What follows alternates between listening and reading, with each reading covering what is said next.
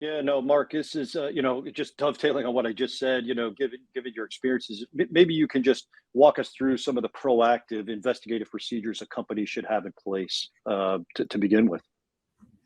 Well, I mean, certainly you need, if you're going to, have a hotline, the first thing you need is a goal. But before we get into that, I mean, I guess some companies might be going, well, why do I need a hotline? And so maybe we can talk a little bit about some of the statistics that has come out of the Association of Certified Fraud Examiners.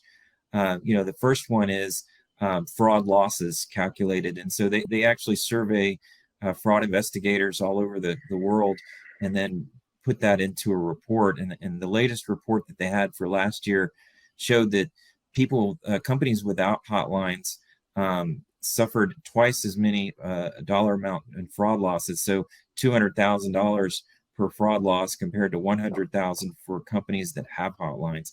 And that makes sense because if you can get people to come forward and make sure that they're not retaliated against, I think you'll find the frauds quicker and your fraud losses will be less.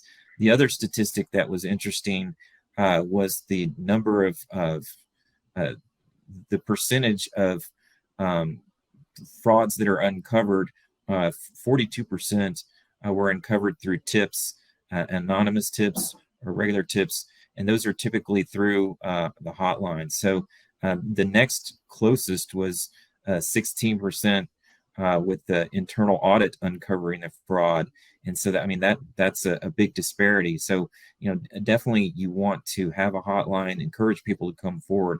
So I think we wanted to kind of clarify that before we get into what investigative procedures do you use to man the hotline. And so to answer your question, back to your goal, what is the goal that they want to have? They certainly want to make sure that they don't retaliate against people. They want people to come forward.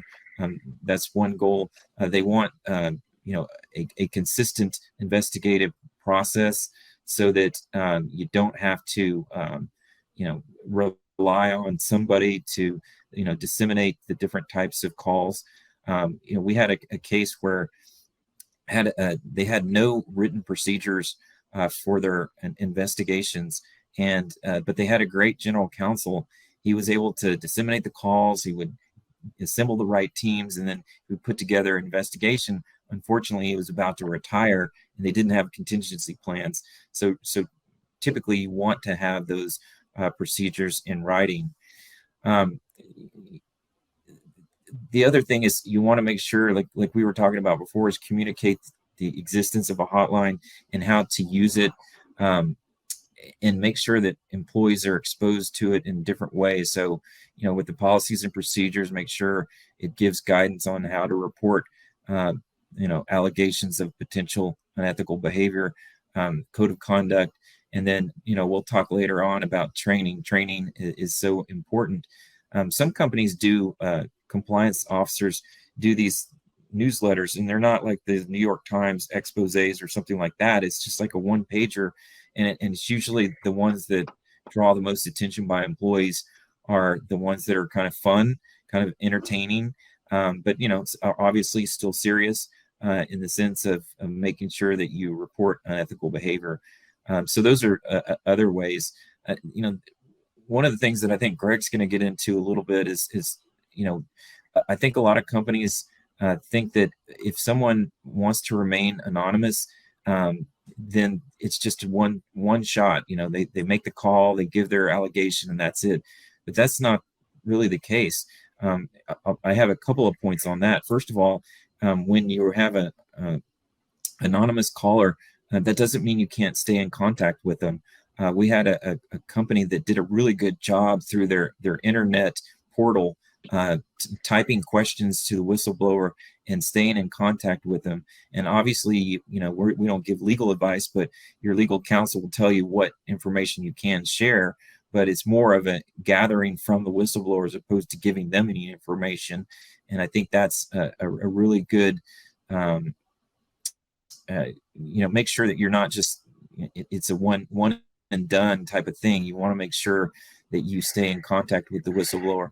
And there's not any rules or laws or anything against trying to find the whistleblower. I think once you find the whistleblower, half your battle is done, and it's not going against their confidentiality. If they want to remain confidential, that's fine. But if you find them, then you can talk to them and you can make sure whether their allegation is correct, or you can get more information. And Mark, just to amplify a point there, in my year and working with you on corporate investigations here at the Kreller Group, I've actually been amazed a little bit at the examples we've seen of, obviously you want to make it as seamless as possible for a complaint to come forward, and you want to have that hotline, you want the training in place, which you're going to get into, and you want those calls to come into into key leaders so that they can be actioned.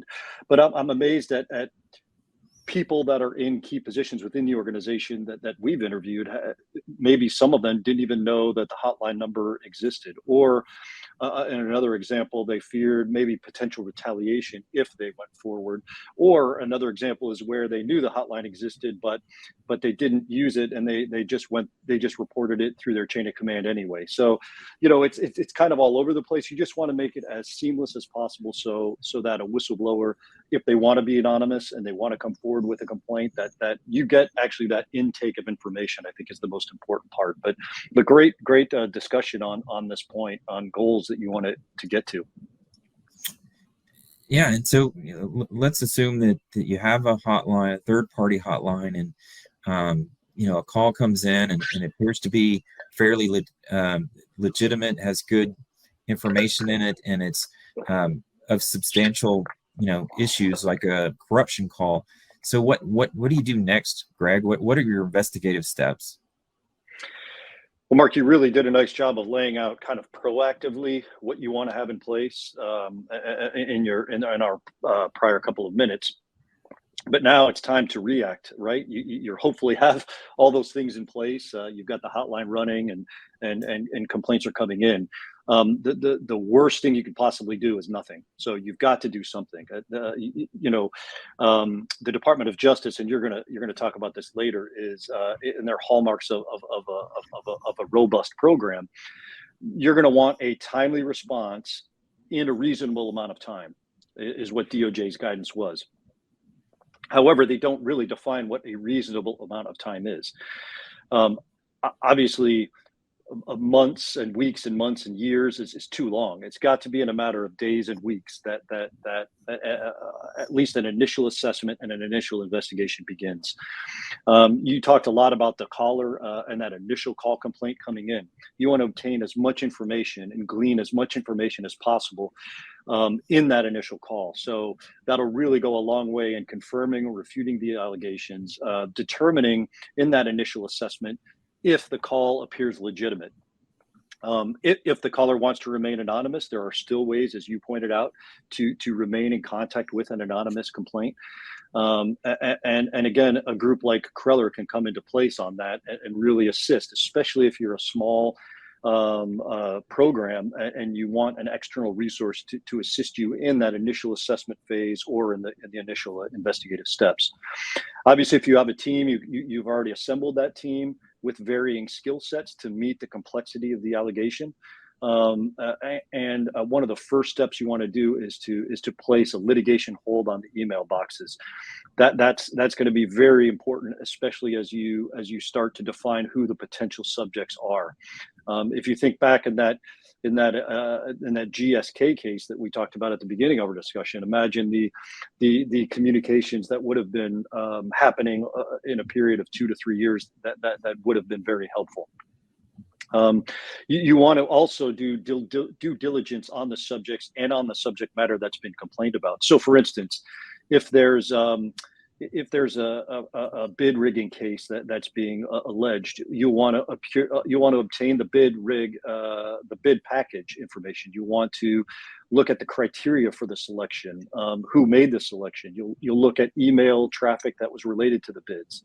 You want to look at written procurement policies and procedures related to the bid process. So all of this due diligence that you're doing, you're just laying the framework so that you, as the investigator, you're doing your due diligence. As you progress into what's probably the most important part, is now kind of racking and stacking your potential witnesses. So you're going to prioritize who you're going to interview. You're going to meet to discuss what the goals of the interviews should be, what an interview plan will be, and then ultimately is documenting all of those steps you've taken.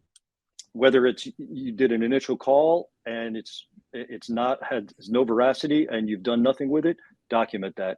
If you've done all the steps I just outlined, you want to document in a report to the leadership, so that a conclusion can be drawn. So that were you able to confirm or refute the allegations? If so, what steps should the company take next? Should there be disciplinary measures? Are there criminal or civil concerns to be discussed? And should disclosures be made to regulatory agencies? So this is a critical juncture in your investigation process.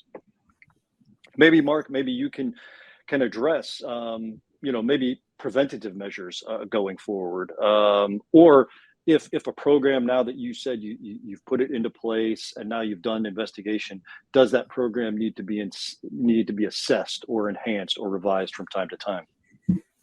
Right. I mean, a lot of the training, a lot of the prior investigations that you've done, hopefully, as you go forward, if you're seeing new fraud that comes through or new issues that face the company based on the investigation, you make sure your compliance program adjusts accordingly. And that, back to your point about the Department of Justice's hallmark of an efficient compliance program, they demand that from the corporate entities, to make sure that it's not just a off-the-shelf compliance program that needs to be dusted off every now and again.